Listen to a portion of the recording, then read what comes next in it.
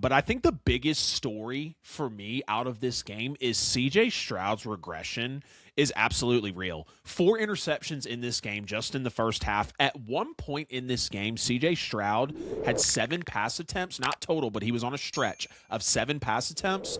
3 of those were interceptions. He now has 7 turnovers in 2 playoff games this season. It's just some of the worst football I've seen really CJ Stroud play, and this is a guy who had an excellent rookie season. Now we know he has been chasing those rookie season results really for the last couple of years and was taken number 2 overall in the NFL draft. Had a great college football playoff run that I really think helped him solidify that number 2 overall. And at one point, we were talking about CJ Stroud above Bryce Young, and you and I were talking back and forth today. Like, they're about on the same playing field now. You're more than likely going to see CJ's 5th-year option picked up as they did with Bryce. It's not an immediate run to the Brinks truck for CJ Stroud like it felt like, after his rookie year. But CJ Stroud was just playing ugly, hideous football. I mean, he was rattled. He was inaccurate. He really, I hate to be so disrespectful. CJ Stroud for most of the day today looked like a rookie who was just thrown into the game as a backup because the QB1 got injured. That's how lost he looked. That's how just bad he was playing overall in this playoff game. And, I mean, you look at 5 fumbles last week, which is a playoff record for C.J. Stroud. He only lost 2 of them. 4 interceptions today. C.J. Stroud now is the first player in over 30 years to have 5-plus picks and 5-plus fumbles in a single postseason. So he is just not playing complimentary, conducive football to even give this legendary defense, it feels like under DeMeco Ryans, it was definitely Super Bowl caliber, a chance to actually represent in the AFC Championship game. But that doesn't come without saying that the Texans O-line I thought was bad in this game as well. And, Houston couldn't run the ball at all. 22 carries, 48 yards, 2.1 yards per carry. And, I think we're looking at a little bit of coaching malpractice with DeMeco Ryans and CJ Stroud right now. CJ had 26 passing attempts in the first half, JV. I mean, we were just talking about before we got on the show. You like to see these game plans to where a quarterback doesn't need to or can't necessarily overcome and win you a game with their arm. You don't want them dropping back any more than maybe 20, 26, 27 times a game. You got 26 passing attempts in the first half for CJ Stroud, and then the Texans had 8 rushing yards. I just think that's very poor coaching in a playoff game when you're going up against a physical guy like Mike Vrabel. Obviously, the Patriots are at home. Like, you're in that weather in Foxborough, so you have to be able to not put the ball in harm's way as much, and we clearly saw that 4 interceptions, in the first half. And it's just a very disappointing end, really, to this season for the Texans, too. Super Bowl caliber defense, 10-game win streak. This franchise has never made, I was shocked when I heard this. This franchise, JV, we could always be Texans fans, brother. We could always be Texans fans, okay? They are 0-7 in the divisional round in the franchise's history. Now, they're only a 24-year-old football team. They were established in 2002. But to not ever reach a conference championship game, which automatically disqualifies you from being in the Super Bowl conversation, it's just tough. I mean, to know that DeMeco Ryans is that defensive guy. He has done a great job with this team. I mean, you pull C.J. Stroud and Will Anderson in the same draft. Great move. Will Anderson, first-team All-Pro this year.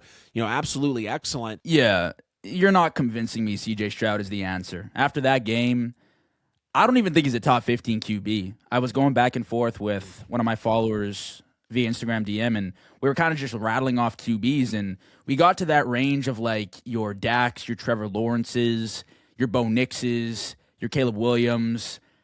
And I was like, no, I'd rather take all those guys over them. And that's not including like your elites, right? Your Allens, your Lamars, your Mahomes, whoever you want to put up there, your Staffords, all those guys. I mean, you're already taking them over Stroud, and then he's kind of slipping out of that mid-tier B category. And now he's kind of in like C plus range with Bryce Young. And to your point, they're definitely closer than they were in year one. I mean, I thought they were in completely different stratospheres, and I want to credit Bryce Young for the job he's done, but he's just had steady growth. Like, it hasn't been anything insane. It's more so on CJ Stroud.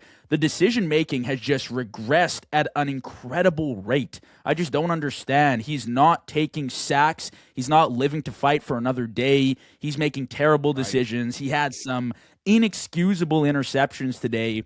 I know it's cold, but there were some passes that he just flat out missed. He probably tore his tight end's ACL because the pass was behind him later on in the game. and he threw the game away. This was a complete waste of one of the best defensive units we've seen in the past decade, and that is saying a lot. Houston's defense, with just average quarterback play, could have got them to the Super Bowl and actually won them a championship. And I was actually shocked too, AJ. It's interesting that you pull that stat up because I was watching the screen and I was like, they really haven't made a conference championship? Like, it didn't really like click in my mind, but I'm like, these guys are now 0-7, right? So I guess you could always be the New York Jets, but that's pretty bad too. Like, to me, it's like, okay, you can pick up the fifth-year option with CJ Stroud. You probably should. He's still a talented quarterback, and he's given us some pretty good playoff performances. And that was what I was kind of riding going into this season, saying like, okay, CJ Stroud has clearly fallen back a little bit, but every time I watch him in the playoffs, he's always pretty solid. Even last year, he won a game and played the Chiefs. And, I never saw this from him, but going back to that Steelers game, he just looked scared, like a deer in headlights. I just didn't understand. He didn't look like he knew where he was, and then he's celebrating after the game like his defense didn't just score all their points. And then today it was just another complete collapse. So for me, it's like, hey, he's probably a top 20 quarterback right now, but I can't put him in the top 15 the way he's looked. He's definitely not the elite player that we saw year one. And then I kind of went back to it, and it's probably a matter of watching the film from year one, but I'm kind of thinking to myself, like, did we miss something year one? Like, was there something in that film that we just kind of passed by because the season was so great statistically and they got a playoff win? Like, that's awesome, but I don't know, man. With this kind of defense, you just can't afford to lose games like this where you could have won. I thought the conditions played to your favor. And again, maybe it's coaching malpractice, whatever it was. You didn't have Nico Collins. I do want to say the offensive line is brutal, and they don't give him a lot of time whatsoever. But again, I've seen quarterbacks succeed in situations like that. I've seen better quarterbacks win games or at least not look so damn terrible.